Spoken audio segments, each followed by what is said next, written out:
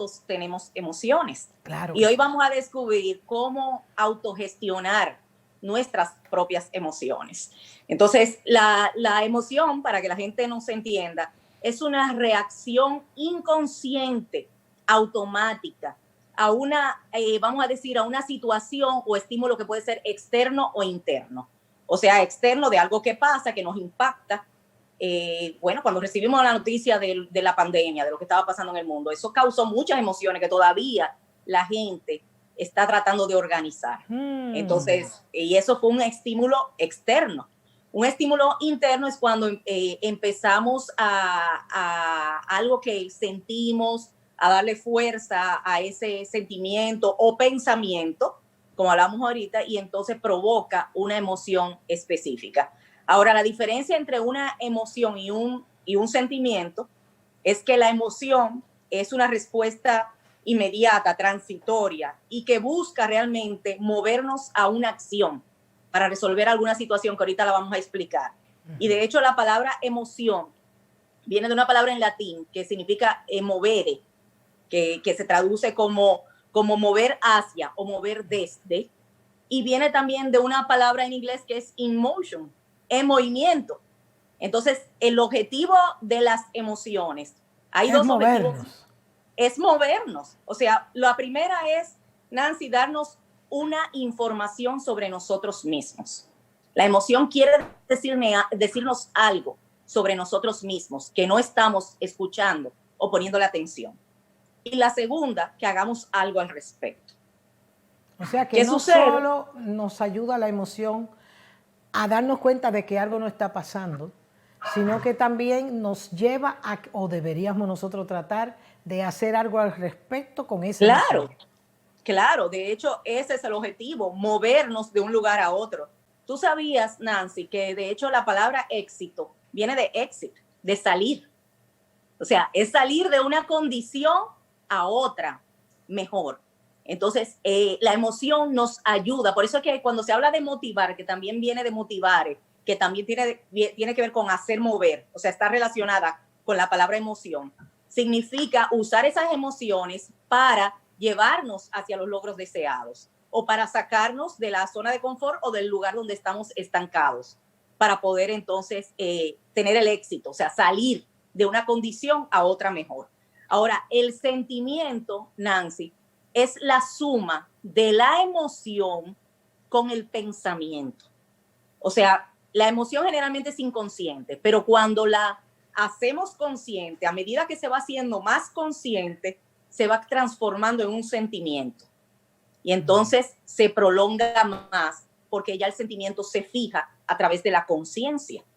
Ahora, la emoción es la respuesta inmediata, el sentimiento es una respuesta, y la emoción, perdón, es inconsciente, el sentimiento es una respuesta a esa emoción ya pensada, entonces ya reflexionada, ya haciéndola consciente. Es como cuando... Pon tu ejemplo. No, como cuando tú tienes, por ejemplo, cuando los jóvenes se enamoran, que al principio no se dan cuenta, porque todavía es una emoción muy nueva. O sea, muy nueva para ellos. Entonces, esa emoción, pues, implica un sentimiento que ellos todavía no dominan. Cuando ellos se dan cuenta de esa emoción, entonces se transforma en sentimiento. Entonces, esa es la diferencia entre la emoción y el sentimiento. Y muchas veces tú estás enamorado y tienes tanto miedo a enamorarte que dices que no, que yo no estoy enamorada. Entra como en una negación de la emoción. Así es. No, entonces, yo no estoy enamorada. No, él me cae bien, pero no. Porque sienten la emoción, exacto, y se impactan cuando llega, ¿verdad? La persona con la que se sienten atraídas y sienten esas, sobre todo en la juventud, ¿verdad? Esas hormonas revolteadas. ¿verdad? Entonces, pero todavía no han hecho conciencia de que tienen un sentimiento hacia esa persona. Entonces, cuando se van haciendo conscientes de los afectos, entonces ya esa emoción se convierte en un sentimiento. O sea que en el sentimiento interviene, en pocas palabras, además de la reacción fisiológica que contiene la emoción, un componente cognitivo y subjetivo que genera lo afectivo. Esa es la diferencia entre esa emoción y ese sentimiento. Ahora, es muy importante entender por qué tenemos que aprender a escuchar y hacerle caso a nuestras emociones. O sea, en el sentido de que la emoción nos da una energía que nos mueve a través de nuestro cuerpo. Y si estancamos esa energía, entonces somatizamos. Claro.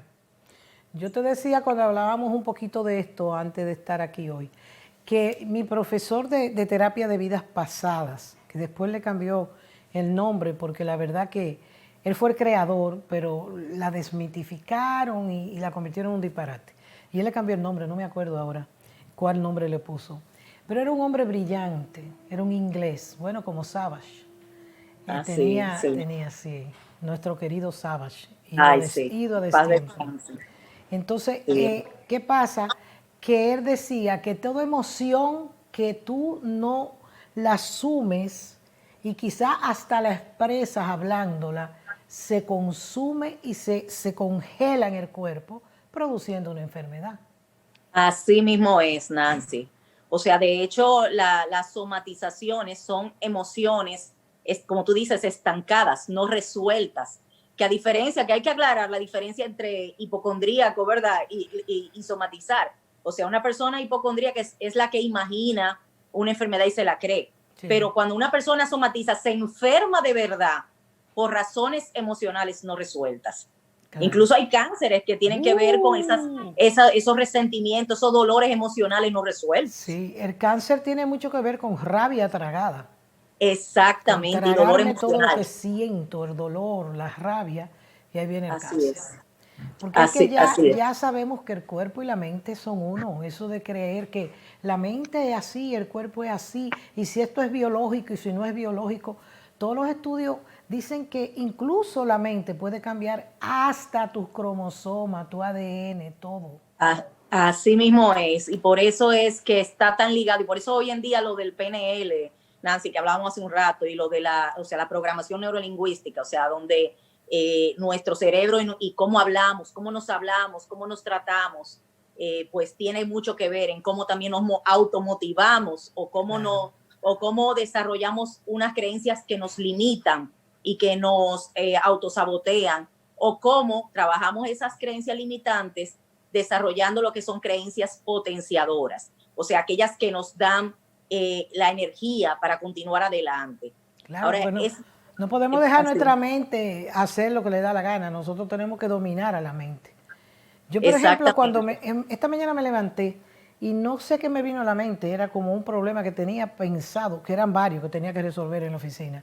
Y yo dije, vaya manera de levantarte. Yo misma me dije, saca problemas, vamos a darle gracias a Dios por un día más. Exacto, es el diálogo interno. Que nos ha dado, exacto. Y nada, positiva, todo se va a resolver, todo para adelante. Porque es que tu misma mente te controla si tú no controlas tus pensamientos. Y tus pensamientos son importantes. Bueno, como decía Henry Ford, si piensas que puedes, estás en lo cierto. Y si piensas que no, también. O sea, que de alguna manera ese pensamiento rige nuestras creencias y por ende nuestro comportamiento. Claro. Entonces, y por eso tenemos que, porque el cómo nos hablamos es tan importante, porque el subconsciente no diferencia entre realidad e imaginación y fantasía. O sea, si escucho una palabra, esa palabra se queda ahí, dando vueltas en el subconsciente, sea positiva o negativa. Por eso es que tenemos que ser tan selectivos con lo que oímos, con lo que vemos, con el input que nos metemos a nuestro cerebro. O sea, qué es lo que estamos, así como con la alimentación, ¿verdad? La nutrición física, así también la nutrición emocional, la nutrición mental, espiritual.